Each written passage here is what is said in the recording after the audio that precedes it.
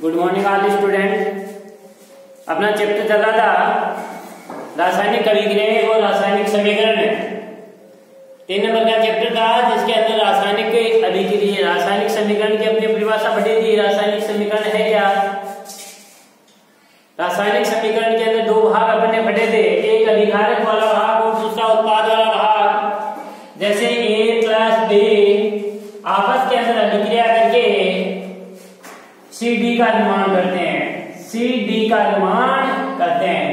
ये देखो इसके अंदर जो पदार्थ रासायनिक अभिक्रिया के अंदर भाग लेते हैं उन पदार्थों को क्रिया कारक कहा जाता है, अभिकारक कहा जाता है। और अभिक्रिया के दौरान जो नए पदार्थ बनते हैं, नए पदार्थ बनने वाले पदार्थों को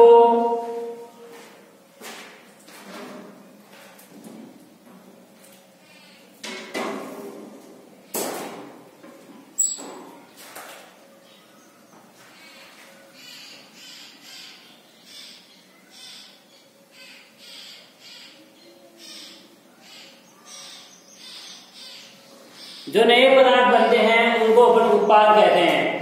भाई अभिक्रिया के दौरान जो पदार्थ बनते हैं उन बनने वाले पदार्थों को अपन उत्पाद कहते हैं, प्रोडक्ट कहते हैं। इसके अंदर मैंने बोला था कि बीज के अंदर अभिकारक और उत्पादों के बीच के अंदर अपने एरो का चिन्ह लगाते हैं, तीर का चिन्ह लगाते हैं। तीर के चिन्ह के बाईं तरफ क्रियाकारक लिखते हैं और दाहिनी तरफ उत्पाद लिखते हैं। यदि अभिकारकों या उत्पादों की संख्या जब 2 या 2 से अधिक है तो उनके मध्य अपन प्लस का चिन्ह लगाते हैं। जैसे यहाँ पर अभिकारकों की संख्या 2 है, इसके लिए यहाँ पर अपने प्लस का चिन्ह लगाया। यहाँ पर उत्पाद 1 है इसलिए अपने प्लस का चिन्ह नहीं लगाया। जैसे फॉर एग्जाम्पल मैं और दूं आपको, यही है आपका H2O तो ये 2 भागों के अंदर H2 प्लस O2 के अंदर विघटित हो जाते हैं।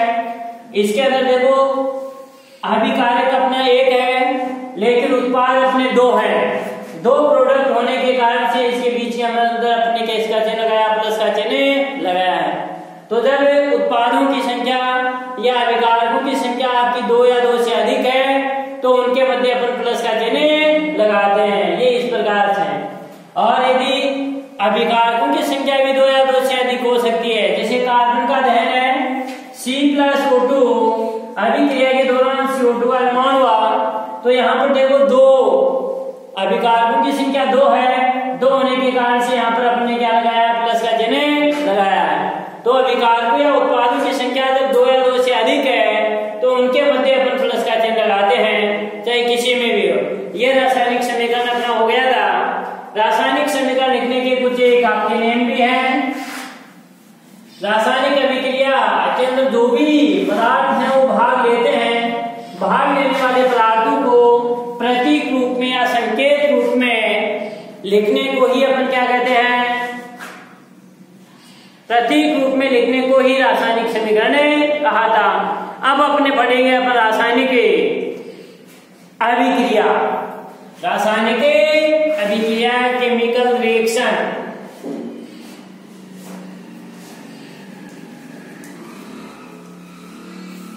रासायनिक अभिक्रिया केमिकल रिएक्शन। रासायनिक अभिक्रिया है क्या, किसे कहते हैं? किसी भी पदार्थ में, कोई भी पदार्थ है, किसी भी पदार्थ में रासायनिक परिवर्तन होने को ही रासायनिक अभिक्रिया कहते हैं। जिस प्रकार से कार्बन का दहन, कार्बन जला किसकी उपस्थिति में, ऑक्सीजन की उपस्थिति में, तो इसका दहन भी क्या हुआ आपका,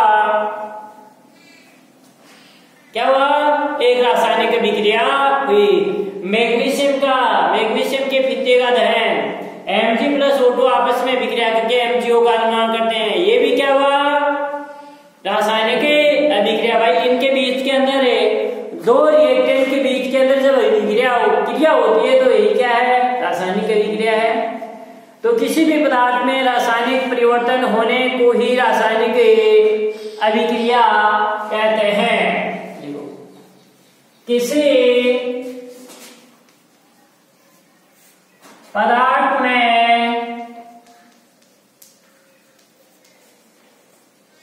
रासायनिक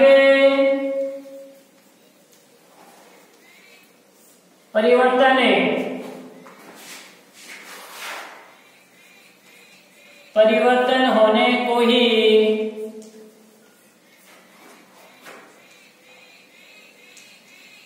रासायनिक अभिक्रिया कहते हैं।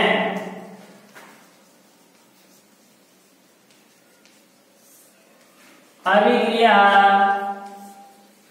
कहते हैं किसी भी पदार्थ में रासायनिक परिवर्तन होने को ही रासायनिक अभिक्रिया कहते हैं। तो रासायनिक अभिक्रिया कहते किसे हैं? कोई भी पदार्थ है किसी में, लेकिन रासायनिक अभिक्रिया के दौरान जो पदार्थ बनेंगे उन पदार्थों के देखो इनके द्रव्यमान दोनों के अभिकारकों और उत्पादों के द्रव्यमान में किसी प्रकार का कोई परिवर्तन नहीं होता है। द्रव्यमान है वो आपके समान रहते हैं। जितना भार है, जितना द्रव्यमान है, अभिकारक पदार्थों का जितना द्रव्यमान होता है उतना ही आपके उत्पादों का होगा। दोनों का समान रहता है, इसमें कोई अंतर नहीं होता है। तो इसे अपने पदार्थ का कुल द्रव्यमान अभिक्रिया अभिकारकों से उत्पादों के निर्माण होता है, लेकिन पदार्थ के कुल द्रव्यमान क्या रहता है? संरक्षित रहता है। यह रासायनिक अभिक्रिया के दौरान इन पदार्थों के द्रव्यमान में किसी प्रकार का कोई परिवर्तन नहीं होता है। जो नाइन्थ क्लास के अंदर पढ़ा था द्रव्यमान संरक्षण का नियम, उसके आधार पर इसका द्रव्यमान क्या रहता है? नियत रहता है। पैराग्राफ चेंज करके लिखना है आपको।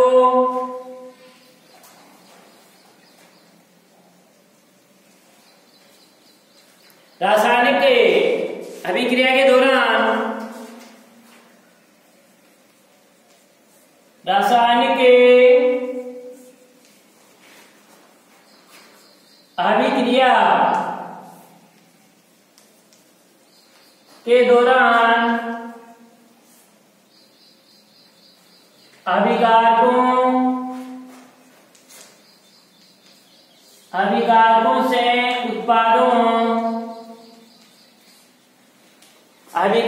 से उत्पादों का निर्माण होता है।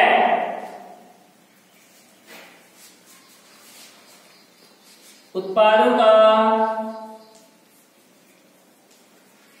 निर्माण होता है।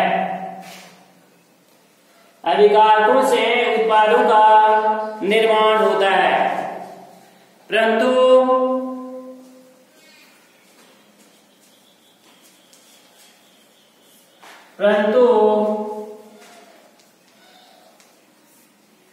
जो पदार्थ है उस पदार्थ का कुल द्रव्यमान है वो आपका संरक्षित रहता है, परंतु पदार्थ का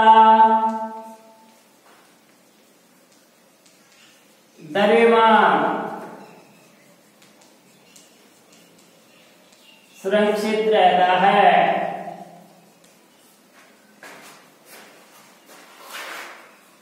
इसमें कोई परिवर्तन नहीं होता है।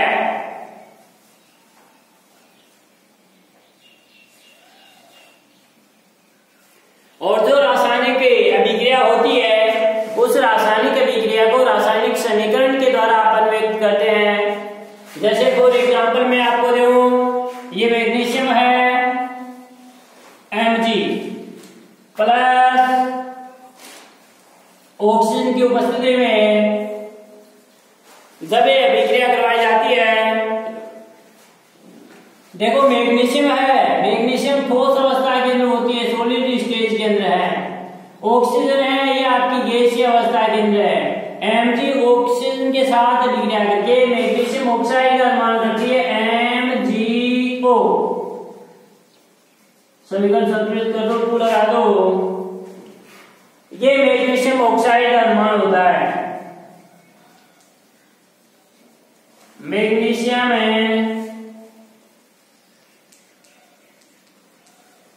ऑक्साइड, मैग्नीशियम ऑक्साइड बना, ये भी आपका ठोस अवस्था में बना, ठोस अवस्था में बना।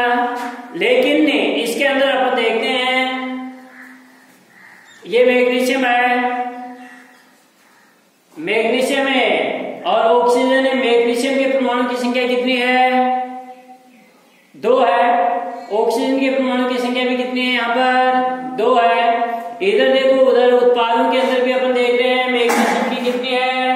2 है और ऑक्सीजन के भी कितनी है 2 है। दोनों तरफ परमाणु की संख्या क्या है आपकी समान है, समान रहती है, अतः यह अभिक्रिया क्या है आपकी संतुलित है, संतुलित समीकरण ही तो है अपना। इसी प्रकार से इनका जो द्रव्यमान है ये द्रव्यमान भी आपका संरक्षित रहता है, द्रव्यमान में भी कोई अंतर नहीं होता है। अब यदि इसका और यदि अन्य उदाहरण बनते हैं, ये मैग्नीशियम है, नाम लिखो तो लिख लेना इसके नहीं, मैग्नीशियम है, ऑक्सीजन है, मैग्नीशियम के भी देखो 2 परमाणु हैं, ऑक्सीजन के भी देखो 2 परमाणु हैं, यहाँ पर भी मैग्नीशियम के 2 हैं और ऑक्सीजन के क्या है 2। अब देखो इनका द्रव्यमान है ये भी आपका संरक्षित रहता है। और एग्जाम्पल जैसे आपका कार्बन है प्लस O2 है, अभिक्रिया के दौरान CO2 कार्बन डाइऑक्साइड गैस का निर्माण होता है, कार्बन डाइऑक्साइड गैस का निर्माण हुआ। यहाँ पर ये कार्बन है, कार्बन कौन सी अवस्था में है ठोस अवस्था में है, सॉलिड स्टेज है, ठोस अवस्था में है कार्बन, ऑक्सीजन आपकी गैसीय अवस्था में है और CO2 गैसीय अवस्था में है। यहाँ पर अपन सभी जानते हैं कि कार्बन का परमाणु क्रमांक कितना होता है 6 होता है, 6 होता है ना परमाणु क्रमांक। कार्बन का परमाणु क्रमांक जो 6 होता है, इसका जो परमाणु भार होता है अर्थात द्रव्यमान संख्या होती है वो परमाणु भार लगभग इसका परमाणु क्रमांक का 2 गुना होता है। तो कार्बन का परमाणु भार कितना होगा 12 होगा, कितना होगा 12। एक परमाणु का द्रव्यमान संख्या कितनी होती है 12 होती है, अर्थात एक परमाणु है कार्बन का, एक परमाणु का परमाणु भार 12 है 12 है। ऑक्सीजन है, ऑक्सीजन का एक परमाणु है, देखो कार्बन की तो द्रव्यमान संख्या या परमाणु भार कार्बन का तो कितना होता है 12 होता है और ऑक्सीजन का कितना होता है आपका 16 होता है। और ऑक्सीजन का परमाणु क्रमांक कितना होता है 8 होता है, परमाणु क्रमांक 8 होता है। ये इन दोनों का द्रव्यमान संख्या होगी। अब ऑक्सीजन का देखो एक परमाणु है, इस एक परमाणु का परमाणु भार 16 है, तो ऑक्सीजन के यदि O2 है इसका मतलब ऑक्सीजन के कितने परमाणु हैं 2 परमाणु हैं, तो एक परमाणु का जब 16 है तो 2 परमाणु का कितना होगा आपका 16 × 2 कितने हो गए 32। कार्बन का यदि एक ही परमाणु है तो एक का तो कितना होगा 1 × 12 तो कितने होंगे 12। तो देखो इसका अपन कुछ द्रव्यमान देखेंगे, ये है कार्बन का कितना है यहाँ पर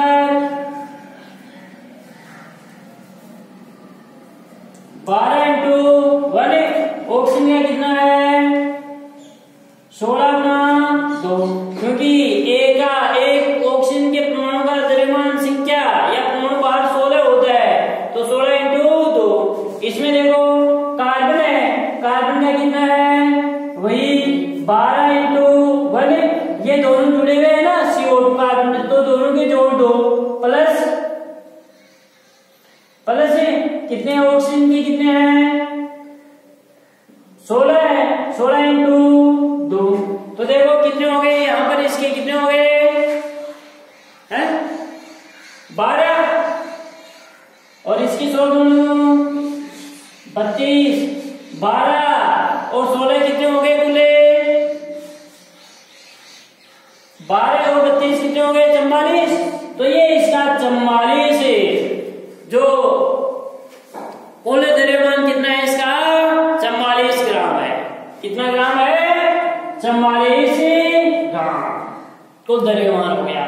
अब देखो इसका भी देखो दोनों का समान हो गए, ये भी 44 ग्राम यानी 12 ग्राम कार्बन और 32 ग्राम ऑक्सीजन, इनके बीच में जब अभिक्रिया करवाई अपन ने तो अभिक्रिया कराने पर आपके कितने ग्राम CO2 प्राप्त होगी, यदि आपकी दोनों की कितनी होगी 44 ग्राम होगी ना, 44 ग्राम होगी, तो दोनों जो प्राप्त होने वाले उत्पाद है उनके उत्पादों का द्रव्यमान भी जितना अभिकारक थे ना, अभिकारकों का द्रव्यमान था उतना ही आपका इनका होगा 12 + 32 कितने हो गए 44 ग्राम। ये देखो बेटे इनके अंदर द्रव्यमान में कोई अंतर नहीं होता है, द्रव्यमान संख्या दोनों की यथार्थ द्रव्यमान संरक्षण का नियम अपना लागू होता है। जितना ग्राम अपने अभिकारक लेते उतने ग्राम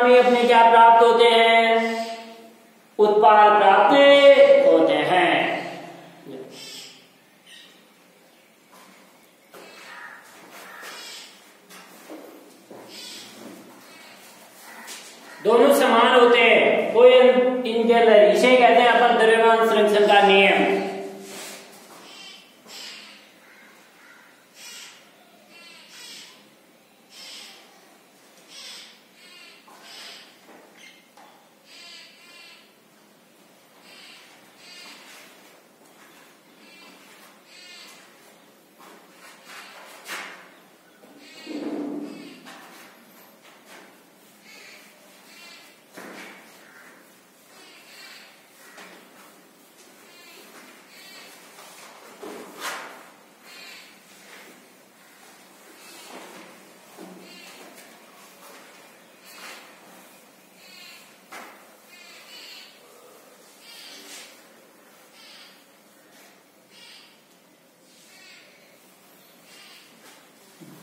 अब देखो चैप्टर का अपना इंपॉर्टेंट टॉपिक यहां से शुरू होता है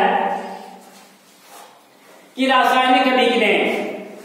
रासायनिक अभिक्रियाएं हैं क्या? रासायनिक अभिक्रियाएं कौन कौन सी रासायनिक अभिक्रियाएं हैं? इन सभी रासायनिक अभिक्रियाओं को अपन एक एक करके पढ़ेंगे और इन्हीं में से आपका क्वेश्चन पूछा जाएगा। क्वेश्चन ऐसे पूछा जाएगा, अभिक्रिया का नाम दिया हुआ हो सकता है, अभिक्रिया का उदाहरण आपसे पूछ सकता है, अभिक्रिया का उदाहरण पेपर के अंदर दिया हुआ आ सकता है और उस अभिक्रिया के उदाहरण से अभिक्रिया का नाम पूछ सकता है कि उपरोक्त उदाहरण किस अभिक्रिया का है, उस अभिक्रिया का नाम और अभिक्रिया की परिभाषा लिखिए। तो रासायनिक अभिक्रियाएं हैं, ये रासायनिक अभिक्रियाएं निम्न है। रासायनिक अभिक्रियाएं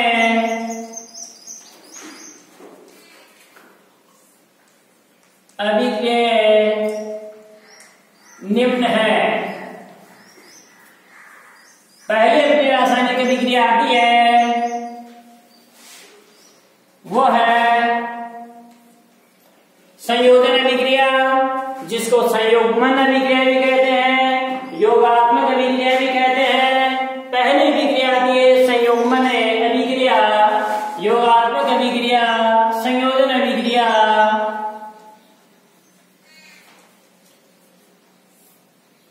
संयोजन अभिक्रिया, इसको संयुग्मन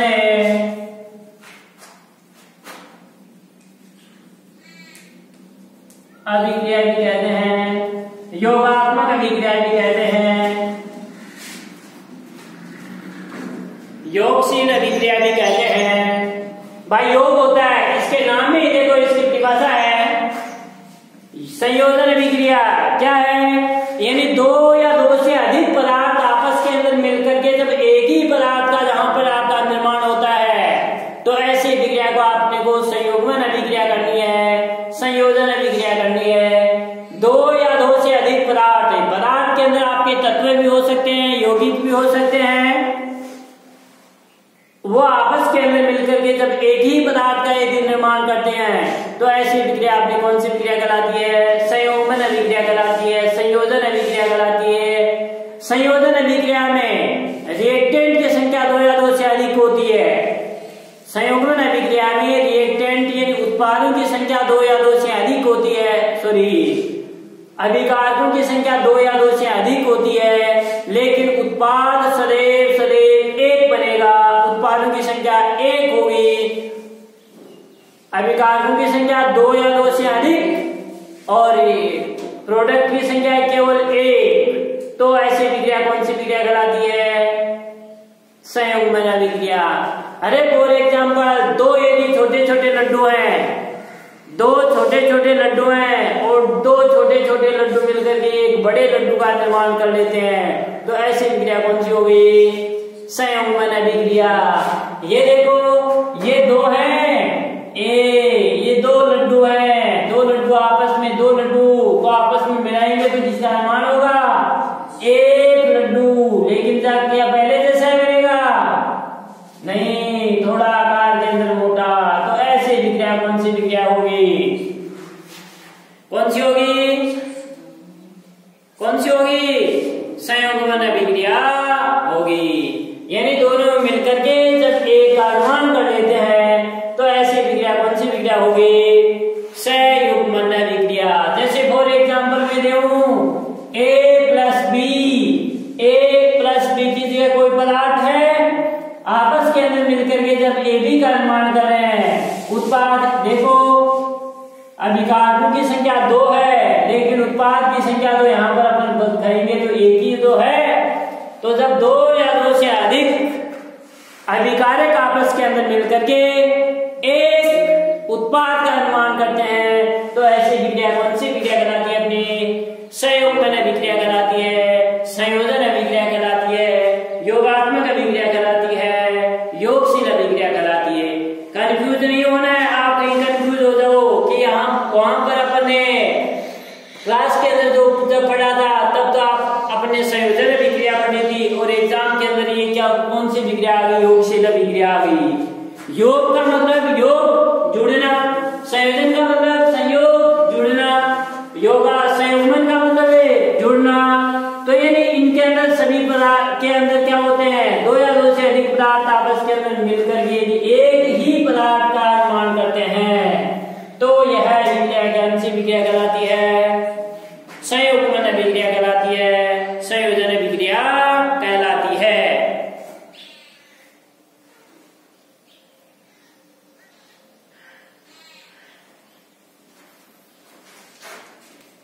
देखो ऐसी रासायनिक अभिक्रिया, ऐसी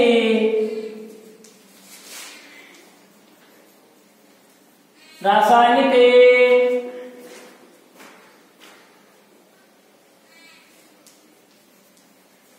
अभिक्रिया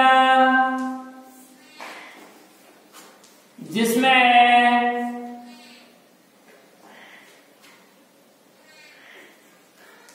दो या दो से अधिक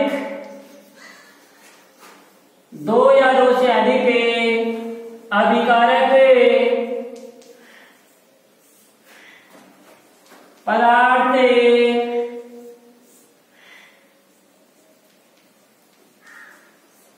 आपस में मिलकर एक ही पदार्थ का निर्माण करते हैं। एक ही पदार्थ का निर्माण करते हैं तो इसे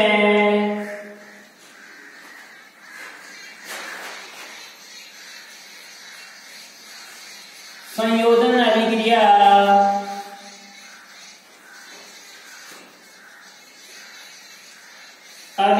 कहते हैं।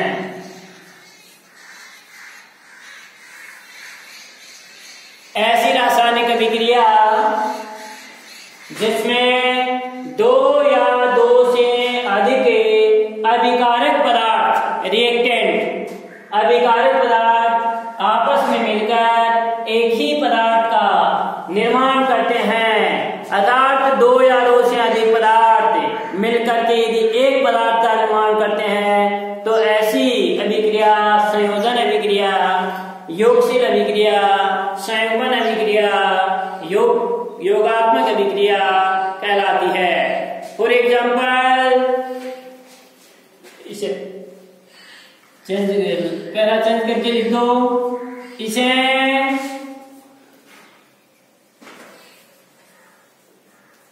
योगशील या योगात्मक अभिक्रिया भी कहते हैं।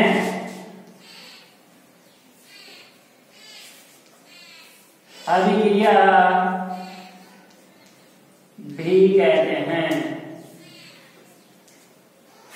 योगशील या योगात्मक अभिक्रिया भी कहते हैं। कंफ्यूज नहीं होना है।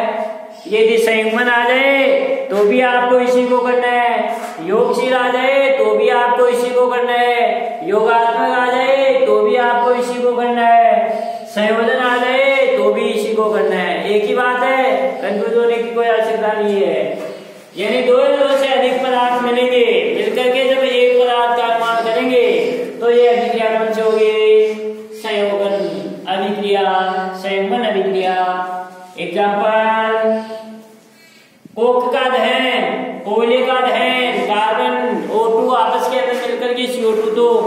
दो मिलकर के एक का निर्माण किया।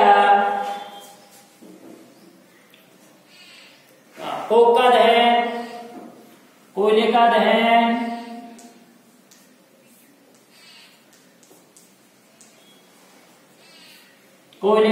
जैसे कार्बन है प्लस O2 ऑक्सीजन की उपस्थिति में जलेगी, 8 सदैव ऑक्सीजन की उपस्थिति में जलती है। अभिक्रिया के दौरान CO2 कार्बन डाइऑक्साइड गैस, ये क्या है? कार्बन डाइऑक्साइड गैस है। कार्बन कौन सी अवस्था में है? ठोस अवस्था में। ऑक्सीजन है गैसीय अवस्था में, और ये CO2 कार्बन डाइऑक्साइड भी गैसीय अवस्था में। तो ये आपस के अंदर मिलकर के जब कार्बन डाइऑक्साइड का देखो दो या दो से अधिक थे, आपस के अंदर मिलकर के उत्पाद क्या बना है? एक बना है, इसलिए आपका संयोजन अभिक्रिया का उदाहरण है, संयुग्मन अभिक्रिया का उदाहरण है। ये आपकी ठोस अवस्था है, इसकी गैसीय अवस्था है, और इसके भी गैसीय अवस्था है। इसका नाम लिखो तो लिख लेना, कार्बन डाइऑक्साइड। ये कार्बन है, ये ऑक्सीजन है, कार्बन ऑक्सीजन, और ये carbon dioxide, carbon dioxide, carbon dioxide.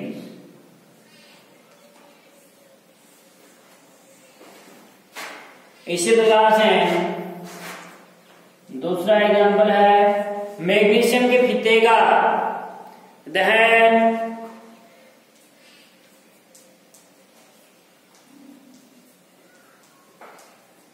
Magnesium में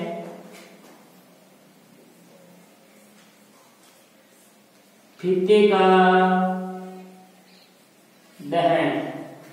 MgA मैग्नीशियम ऑक्सीजन की उपस्थिति के अंदर जलेगी। ऊपर एग्जांपल आ भी गया था, Mg प्लस O2 आपस के अंदर अभिक्रिया करके मैग्नीशियम ऑक्साइड का निर्माण करती है, MgO।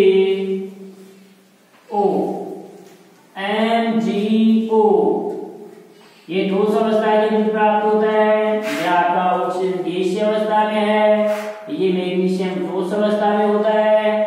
समीकरण संतुलित कर दो। यहाँ पर देखो ऑक्सीजन के दो हैं, यहाँ ऑक्सीजन का एक है। यहाँ ऑक्सीजन के दो करने के लिए गुणांक के रूप में अपन दो लगाएंगे। दो लगाते मैग्नीशियम के भी कितने हो गए? दो हो गए। यहाँ पर भी अपन मैग्नीशियम के दो करने के लिए यहाँ क्या लगाएंगे? 2 लगाएंगे। यह अपना मैग्नीशियम, यह आपका ऑक्सीजन, ये मैग्नीशियम ऑक्साइड का निर्माण होता है। किसका निर्माण होता है? मैग्नीशियम ऑक्साइड का।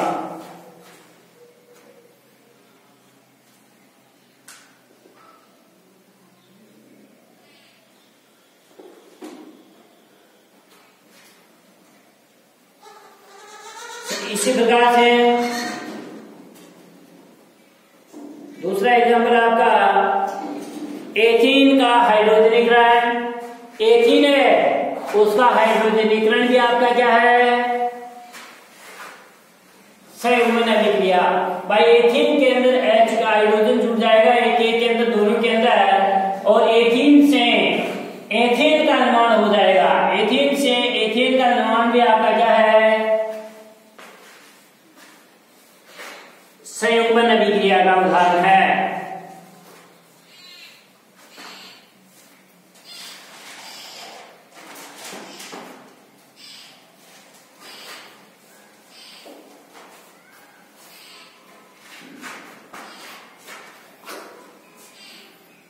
तीसरा है एथीन का हाइड्रोजनीकरण। एथीन का हाइड्रोजनीकरण। एथीन है, एथीन का सूत्र होता है देखो CH2 द्विबंध CH2। ये देखो अपना जो चैप्टर होगा 8वां, उसके अंदर अपन पढ़ेंगे। ये इसमें कार्बन की संख्या 2 है। ये अपनी श्रेणी है एल्केन श्रेणी। एल्किन श्रेणी का उदाहरण है, एक दो कार्बन है, दो कार्बन के लिए अपन एच लेते हैं और ये अपनी एल्किन श्रेणी है। एल्किन श्रेणी में अनुलग्न है वो इन लगाते हैं तो H प्लस इन क्या हो गया, एथीन हो गया। इस एथीन के हाइड्रोजनीकरण से या हाइड्रोजन के दो हैं, दोनों हाइड्रोजन में से देखो एक हाइड्रोजन इसके साथ जुड़ जाएगा, एक इसके साथ जुड़ जाएगा, बंध टूट जाएगा। ये द्विबंध है, द्विबंध की जगह आपका एकल बंध आ जाएगा। एकल बंध क्यों आ जाएगा, क्योंकि कार्बन की विशेषताएं होती हैं, कार्बन चतुष्फलकीय होती है, 4 संयोजकताएं कार्बन की होती हैं। बंध टूटेगा तभी तो कार्बन की 4 रहेंगी। अरे 1 2 3 और 4 और एक एथेन का निर्माण हो जाएगा इसके हाइड्रोजनीकरण से। ये देखो CH3 एकल बंध CH3। यहां देखो आपके 2 या 2 से अभिकारक पदार्थ 2 या 2 से अधिक है, लेकिन जो उत्पाद बन रहा है ये उत्पाद क्या बन रहा है, एक बन रहा है। यानी एथीन से एथेन का निर्माण आपका संयुग्मन अभिक्रिया का उदाहरण है, यह आपका एथेन बन गया। ये एथीन है, यहां पर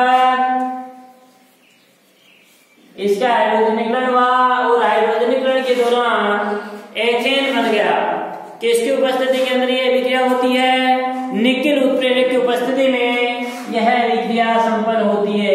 किसकी उपस्थिति में, निकेल एराइल। और लगभग है वो टेम्परेचर होता है वो आपका 473 केल्विन के ऊपर, 473 केल्विन के ऊपर। और जो एटमॉस्फेयर दाब होता है वो दाब होता है आपका 100 एटमॉस्फेयर दाब, 100 एटमॉस्फेयर दाब पर यह अभिक्रिया है आपके संपन्न होती है। कहां पर ये निकेल उत्प्रेरक है। उत्प्रेरक किसे कहते हैं, वे रासायनिक पदार्थ जो अभिक्रिया में अल्प मात्रा में भाग लेते हैं लेकिन अभिक्रिया के वेग को परिवर्तित कर देते हैं।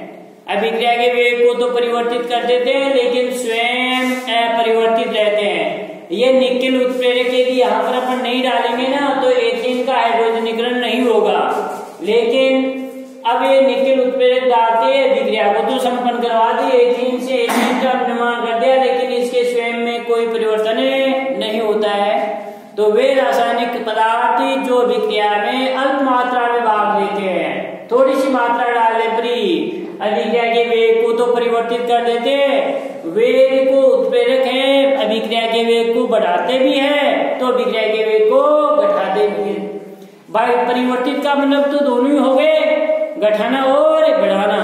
अभिक्रिया के वेग को परिवर्तित कर देते हैं लेकिन स्वयं में कोई परिवर्तन नहीं होता, इनमें कोई परिवर्तन नहीं होता है। तो ये जो अभिक्रिया होती है ये अभिक्रिया आपकी 473 केल्विन और 100 एटमॉस्फेयर दाब के ऊपर ये अभिक्रिया संपन्न होती है।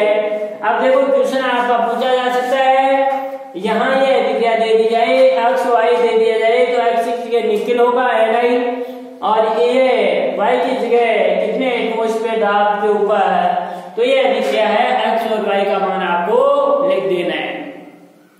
ये था अपना कौन सी अभिक्रिया, संयुग्मन अभिक्रिया। संयुग्मन दूसरी और भी अपनी अभिक्रिया है संयुग्मन की, जैसे हाइड्रोक्लोरिक अम्ल है, हाइड्रोक्लोरिक अम्ल अमोनिया, ये जब प्रवाहित की जाती है तो अमोनियम क्लोराइड का निर्माण है, वो भी आपका एक संयुग्मन अभिक्रिया का बहुत सारे उदाहरण है। जैसे HCl है, हाइड्रोक्लोरिक अम्ल है प्लस अमोनिया गैस है NH3, तो ये अमोनियम क्लोराइड का निर्माण हो जाता है NH4Cl का। देखो ये 2 या 2 से अधिक पदार्थ हैं, अधिक पदार्थ आपस के अंदर मिलकर के एक ही पदार्थ का, आपको ध्यान यही रखना है कि जब 2 या 2 से अधिक पदार्थ मिलकर के यदि एक पदार्थ का निर्माण करते हैं तो वह अभिक्रिया, उस अभिक्रिया का नाम आपको क्या कर देना है, संयुग्मन अभिक्रिया का उदाहरण करें। यह हाइड्रोक्लोरिक अम्ल है, हाइड्रोक्लोरिक अम्ल, यह अमोनिया गैस है, अमोनिया, और यह है अमोनियम क्लोराइड। अमोनियम है क्लोराइड। एथीन का हाइड्रोजनीकरण है। अगली जो अभिक्रिया आती है यह हाइड्रोक्लोरिक अम्ल। देखो दो या दो से अधिक पदार्थ है और पदार्थ आपस के अंदर मिलकर के जब एक ही पदार्थ का निर्माण करते हैं तो ऐसी अभिक्रिया अपने संयोजन अभिक्रिया कहलाती है।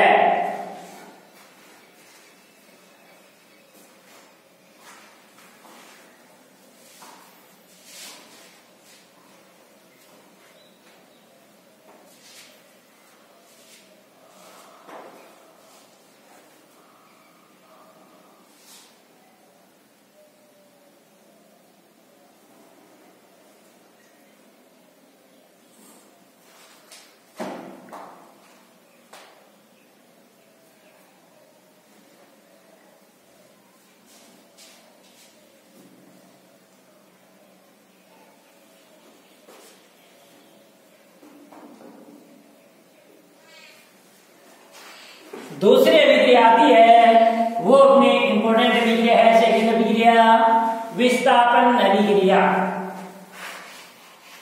विस्थापन अभिक्रिया, विस्थापन नाम में इसमें देखो या आपको नाम से समझ में आ रही होगी कि विस्थापन अभिक्रिया है क्या।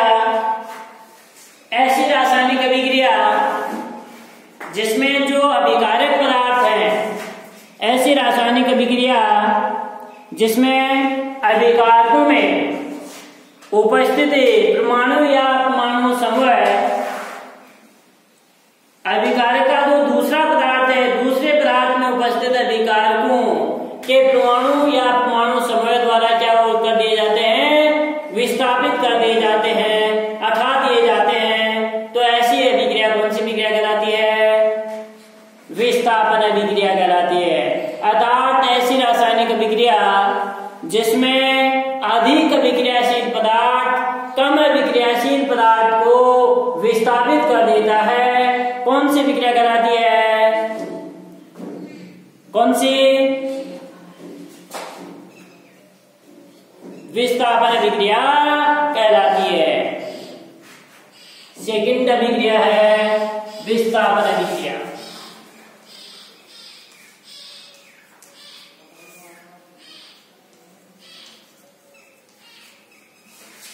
विस्थापन अभिक्रिया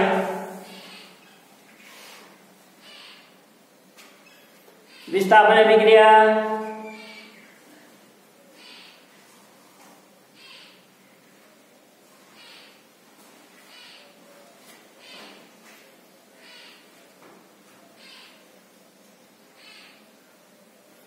ऐसी रासायनिक अभिक्रिया, ऐसी रासायनिक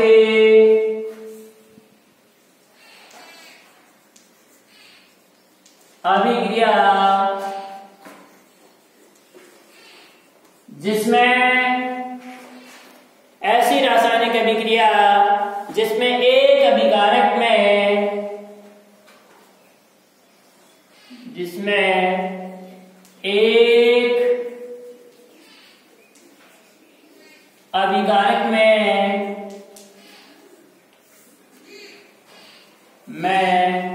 उपस्थित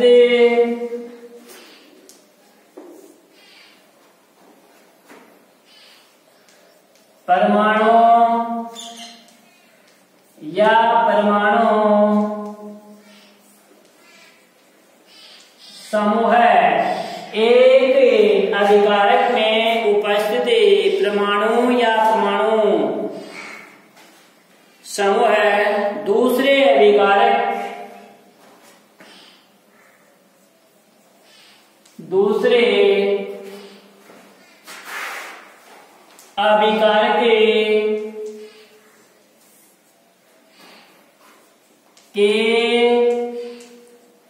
परमाणु या परमाणु समूह है, परमाणु समूह है, दूसरे जो अभिकारक है परमाणु है उसके परमाणु या परमाणु समूह द्वारा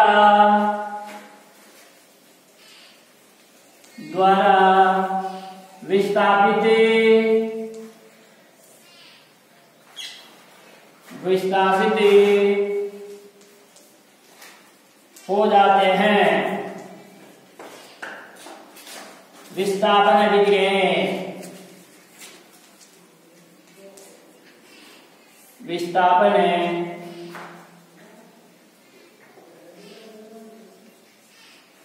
अभिक्रिया कहलाती है।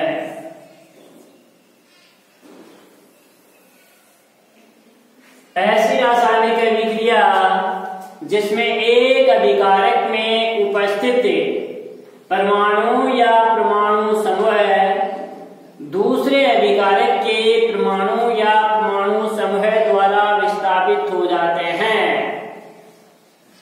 तो इसे कौन सी अभिक्रिया कहते हैं? विस्थापन अभिक्रिया हो जाते हैं, तो विस्थापन अभिक्रिया कहलाती है। अर्थात ऐसी रासायनिक अभिक्रिया जिसमें अधिक अभिक्रियाशील पदार्थ कम अभिक्रियाशील पदार्थ को विस्थापित कर देता है, तो कौन सी अभिक्रिया कहलाती है? विस्थापन अभिक्रिया कहलाती है। अर्थात ऐसे रासायनिक अभिक्रिया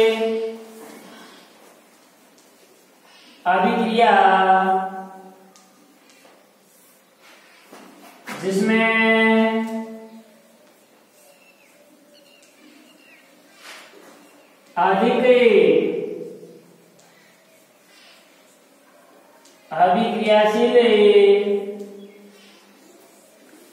अधिक अभिक्रियाशील पदार्थ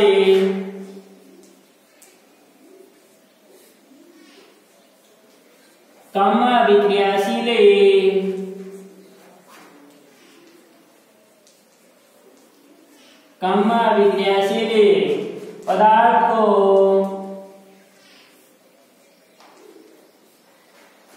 विस्थापित कर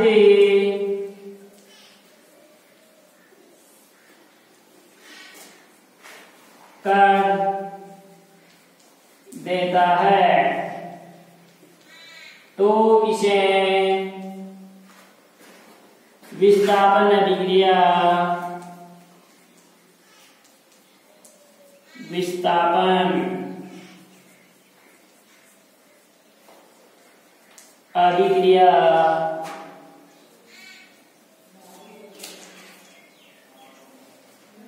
कहते हैं।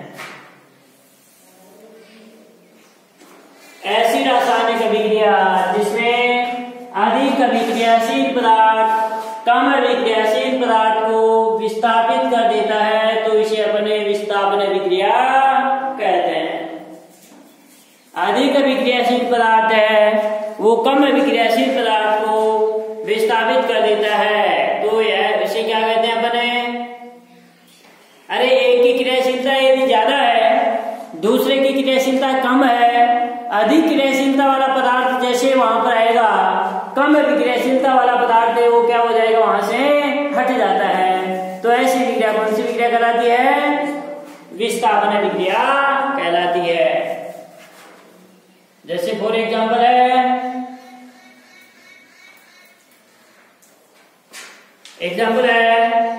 वो आपका CuSO4 है। जैसे CuSO4 copper sulphate plus zinc के साथ अभिक्रिया करवाएंगे, तो जिंक के साथ अभिक्रिया कराने पर इधर देखो, जिंक की अभिक्रियाशीलता है ना जिंक की, ये कॉपर से अधिक है। कॉपर से अधिक होने के कारण से जिंक कहाँ आ जाएगा? जब यहाँ आ जाएगा तो ये Cu क्या निकल जाएगा? दूर निकल जाएगा। तो ऐसे विक्रिया कौन सी विक्रिया कहलाएगी? विस्थापन देखो जिंक यहाँ Cu का है, Cu की अभिक्रियाशीलता कम है, कम होने के कारण से जिंक कहाँ पर आ जाएगा, कॉपर के स्थान पर आ जाएगा। जिंक जब कॉपर के स्थान पर आ गया तो ये कॉपर वहां से हट जाएगा, इसका मतलब ये जिंक ने कॉपर का स्थान ले लिया तो क्या हो जाएगा, इस प्रकार से आपका ZnSO4 जिंक सल्फेट बन गया और ये आपका कॉपर आपका अलग हो गया ना। अरे पहले था ये कॉपर था, कॉपर इनके साथ बैठा था आराम से, लेकिन जैसे जिंक आया, जिंक आते ही क्या हो गया, भाग गया, ऐसे भाग निकला ना। क्यों? क्योंकि जिंक ज्यादा विक्रियाशील है। जिंक क्या है, ज्यादा विक्रियाशील होने के कारण जिंक क्या हो गया, यहाँ आ गया और कॉपर वहां जिंक को देख कॉपर भाग करके दूर चला। ऐसी विक्रिया जहां पर आ जाए तो वहां पर कौन सी विक्रिया का उदाहरण कर देना है आपको, विस्थापन विक्रिया का उदाहरण कर देना है। तो ऐसी रासायनिक विक्रिया जिसमें अधिक विक्रियाशील पदार्थ कम विक्रियाशील पदार्थ को विस्थापित कर देता है, उसको वहां से हटा देता है, तो उनसी विक्रिया होगी विस्थापन विक्रिया होगी। अभिक्रियाशीलता का क्रम है, मैं यहाँ पर आपको लिखा देता हूँ।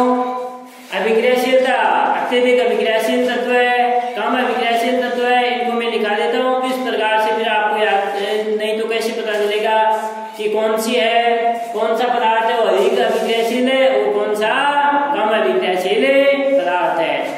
तो अधिक अभिक्रियाशील पदार्थ है वो कम विक्रियाशील पदार्थ को क्या कर लेता है, विस्थापित कर लेता है। ये क्या है, कॉपर सल्फेट,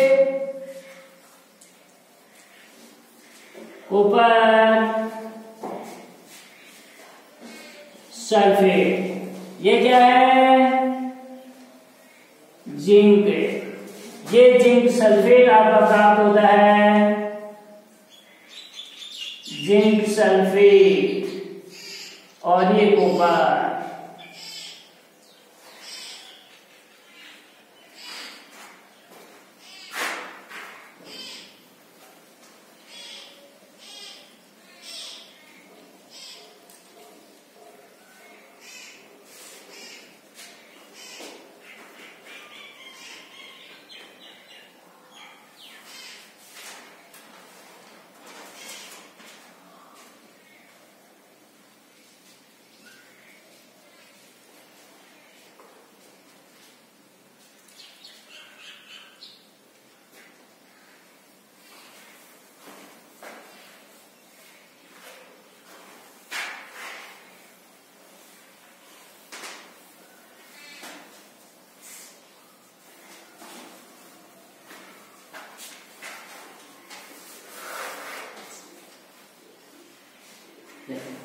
उपरोक्त विक्रिया में इतना आपको, उपरोक्त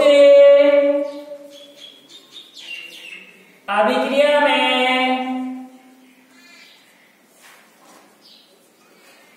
उपरोक्त विक्रिया में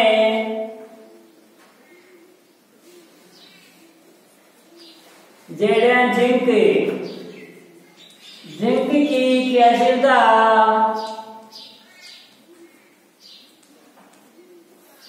जिंक की क्रियाशीलता Cu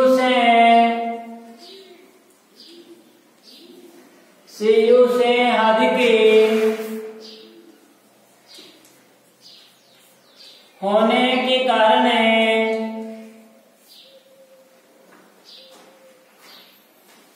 Zn होने के कारण Zn Cu को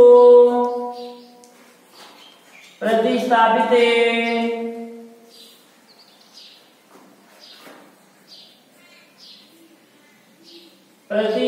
करके जिंक सल्फेट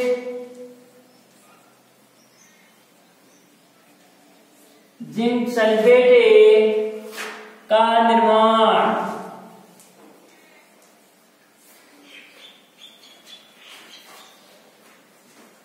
जिंक सल्फेट का निर्माण वह अधिक विक्रियाशीलता होने के कारण।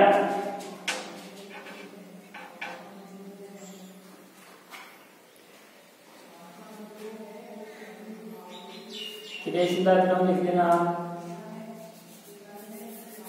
सबसे अधिक विक्रियाशीलता वाली धातु हैं वो आपके ऊपर है Na, पोटेशियम, Na का मतलब sodium, Ca calcium, Mg magnesium, Zn Fe ferrous लोहा, Pb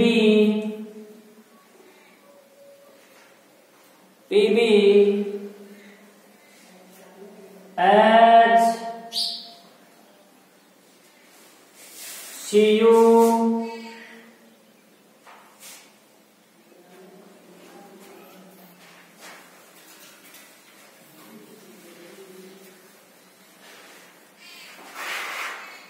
ऊपर से लिख लेना जिसके कारण नीचे तक आ जाए। K Na Ca Mg Zn Fe Pb H hydrogen, Cu Hg mercury, Hg Ag और आपका Au। ये इनकी क्रियाशीलता का क्रम है।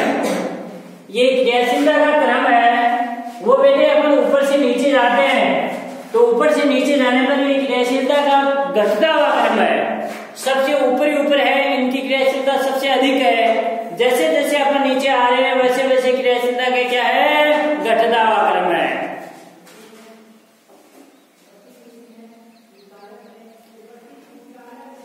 ये ऊपर से नीचे आने पर क्रियाशीलता के क्या है, घटता हुआ क्रम। क्रियाशीलता का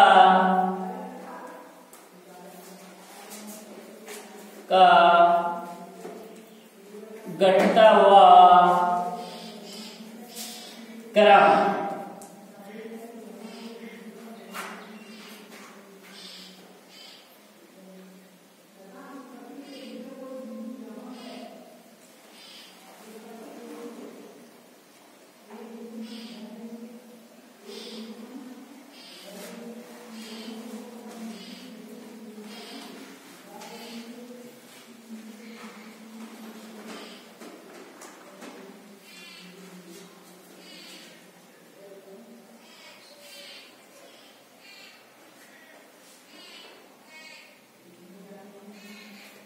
ये देखो क्रियाशीलता का ये एरो का चिन्ह ये कह रहा है कि ऊपर से नीचे आ रहे हैं तो एक क्रियाशीलता का क्या है, घटता हुआ क्रम है।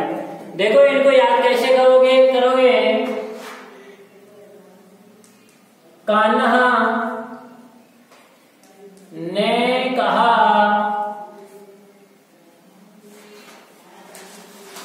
मांगे जिंक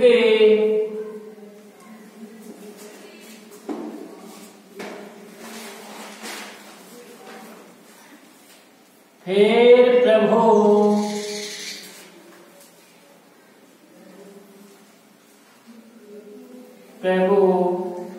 हमारा ऊपर मरकरी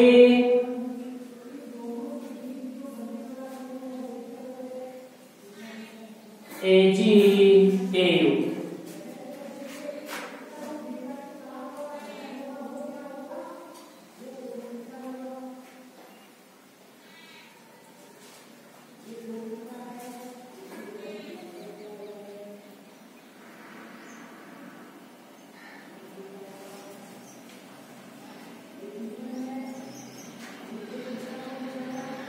देखो कान्हा ने कहा मांगे जिंक फिर प्रभु हमारा कॉपर मरकरी चांदी सोना AgAu।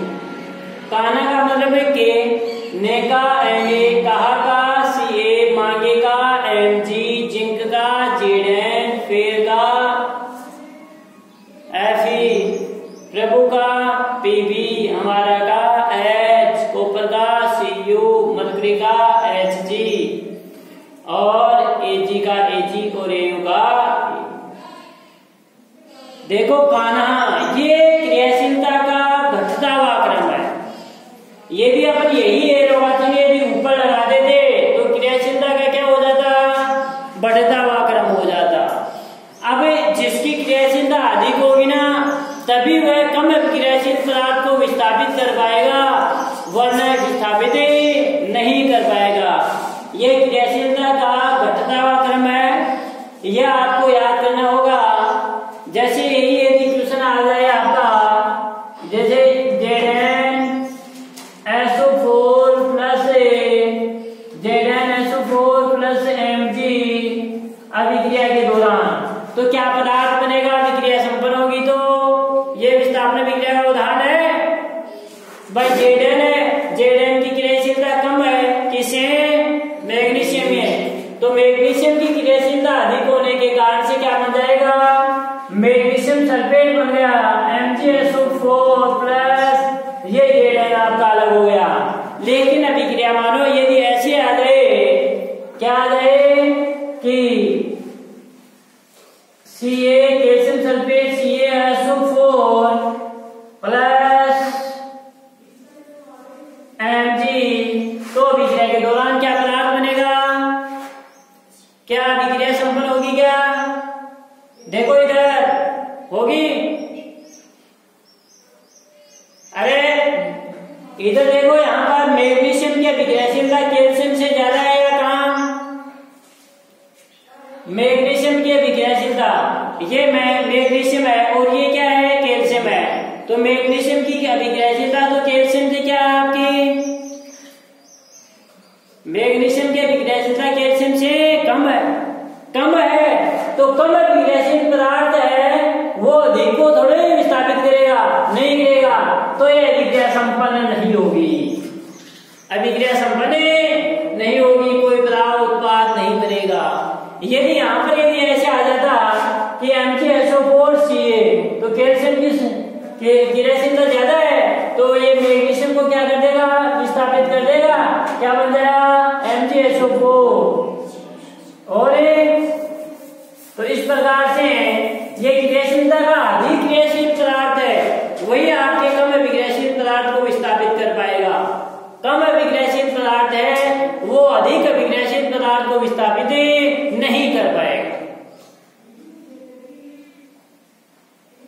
ये अधिक अभिक्रियाशील पदार्थ है वही, जैसे मैग्नीशियम की यहाँ पर अभिक्रियाशीलता जिंक से ज्यादा है तो ये जिंक यहाँ आ गया, तो जिंक मैग्नीशियम आते ही जिंक यहाँ से क्या हो गया, विस्थापित हो गया, निकल गया।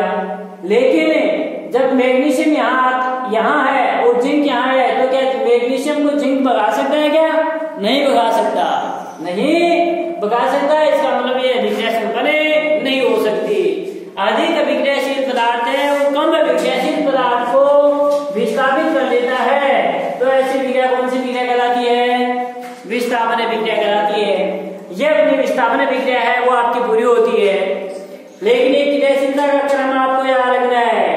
कान्हा ने कहा मांगे जिंक, फेर प्रभु हमारा कोपर मरकरी, Ag का मतलब है चांदी, Au का मतलब है सोना, ओरम है सोना।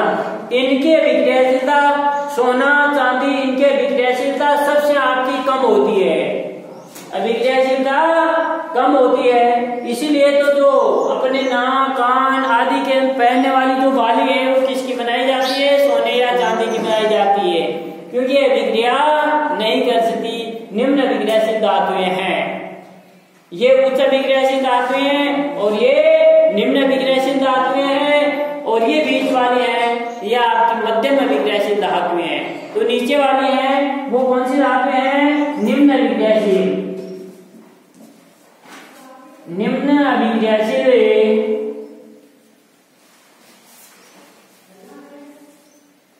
अभिक्रियाशील धातुएं। और ये क्या है आपकी उच्च अभिक्रियाशील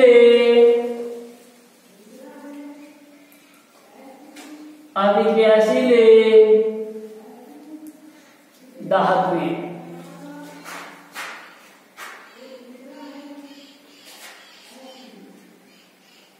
और से अभिक्रियाशील धातुएं जो हाइड्रोजन से ऊपर है वो अधिक अभिक्रियाशील और ये आपकी कम अभिक्रियाशील धातुएं हैं। निम्न भी जैसे जैसे अपन यदि यही एरोबाचन अपना ऊपर चलता तो अपन जैसे ऊपर जाएंगे तो ऊपर तो अभिक्रियाशीलता क्या है, बढ़ता हुआ क्रम है, और नीचे आएंगे तो नीचे आने पर अभिक्रियाशीलता का क्या है, घटता हुआ क्रम है। तो ये घटता हुआ क्रम है। इस क्रम को अगली अभिक्रिया आती है द्विविस्थापनीय अभिक्रिया, जिसको अपन द्विविस्थापनीय अभिक्रिया के नाम से, यानी ऐसी रासायनिक अभिक्रिया जिसमें अभिकारकों के अभिकारक पदार्थों के मूलकों का परस्पर विनिमय होता है, परस्पर आदान प्रदान होता है, तो ऐसी अभिक्रिया की द्विविस्थापनीय अभिक्रिया कहलाती है, या इसको अपन अवक्षेपण अभिक्रिया के नाम से भी जानते हैं। इसको अपन अगले कालांश के अंदर पढ़ेंगे।